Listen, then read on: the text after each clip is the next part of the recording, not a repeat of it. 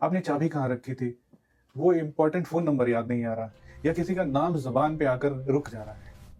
अगर आप सोच रहे हैं कि ये सिर्फ़ आपके साथ हो रहा है, तो मैं आपको बताना चाहता हूँ, आप अकेले नहीं हैं। लेकिन सवाल ये है कि ये नॉर्मल है या कुछ और?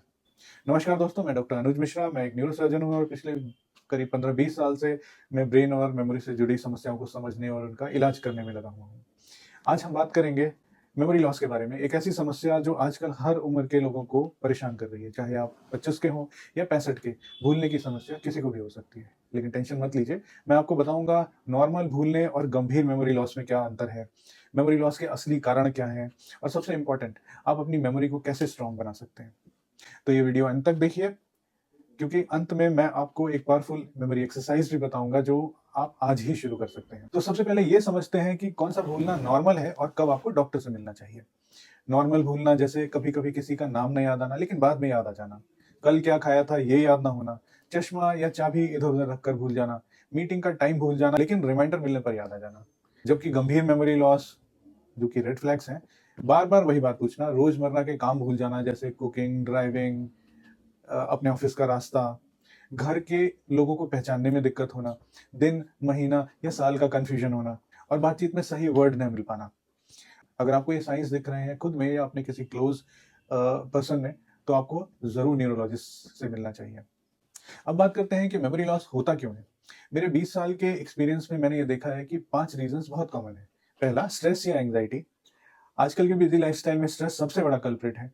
कॉर्टिसोल हार्मोन दिमाग की मेमोरी फॉर्मिंग एबिलिटी को अक्सर इफेक्ट करता है और ओवरथिंकिंग से भी मेमोरी अक्सर वीक हो जाती है। दूसरा, नींद की कमी। रोजाना 7 से 8 घंटे की नींद बहुत जरूरी होती है, क्योंकि डीप स्लीप में ब्रेन इंफॉर्मेशन को प्रोसेस और स्टोर करता है और कम सोने से short term memory directly affect होती है। तीसरा, पुअर डाइट और न्यूट्रिशन। ब्रेन को ग्लूकोज, ओमेगा 3 फैटी एसिड्स और विटामिन की जरूरत होती है। जंक फूड और प्रोसेस्ड फूड से हमें ये चीजें नहीं मिल पाती या कम मिलती हैं, जिससे ब्रेन फॉग होता है और डिहाइड्रेशन भी मेमोरी को इफेक्ट करता है। चौथा, डिजिटल ओवरलोड। स्मार्टफोन पर कंटिन्यूअसली बने रहने से अटेंशन स्पैन कम होता है, मल्टीटास्किंग से ब्रेन ओवरवेल्म्ड हो जाता है और इंफॉर्मेशन ओवरलोड से फोकस और मेमोरी दोनों ही वीक होते हैं।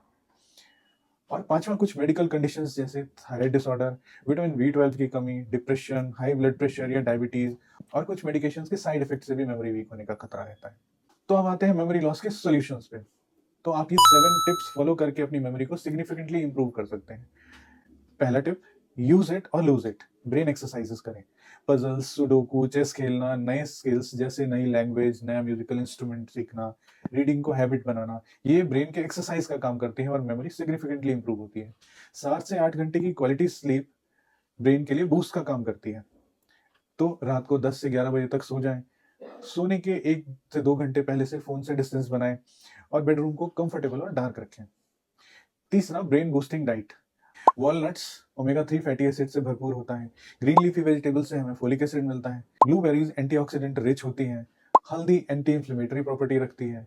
और सफिशिएंट वाटर इनटेक, रोजाना करीब 8 से 10 ग्लास का वाटर इनटेक होना चाहिए।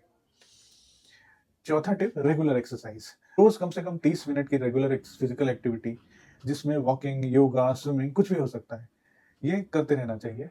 रेगुलर एक्सरसाइज से ब्रेन में ब्लड फ्लो बढ़ता है और ब्रेन की एक्टिविटी भी शार्प होती है।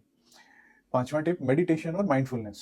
10 से 15 मिनट डेली मेडिटेशन करने से और स्पेशली ब्रीदिंग एक्सरसाइजेस करने से स्ट्रेस का लेवल सिग्निफिकेंटली कम होता है और ब्रेन को मेमोरी फॉर्म करने में मदद मिलती है। छठा टिप, सोशल कनेक्शन। दोस्तों और परिवार के साथ टाइम बिताना, मीनिंगफुल कन्वर्सेशंस करना और सोशल आइसोलेशन से बचना हमारी ब्रेन की एक्टिविटी को इंप्रूव करता है। सातवां टिप, मेमोरी टेक्निक्स को यूज करना, जैसे नई इंफॉर्मेशन को पुरानी इंफॉर्मेशन से जोड़ के एसोसिएशन फॉर्म करना, जो इन्फॉर्मेशन आपको मिल रही है उसका मेंटल इमेजेस बनाना, विजुअलाइजेशन करना। इंपॉर्टेंट चीजों को 2-3 बार रिपीट करने से मेमोरी फॉर्म करने में मदद मिलती है। और इंपॉर्टेंट चीजों को याद करने के लिए आप एक्रोनिम्स और राइमिंग वर्ड्स का भी यूज कर सकते हैं। अगर ये सिम्टम्स हैं तो आपको तुरंत न्यूरोलॉजिस्ट से कंसल्ट करना चाहिए।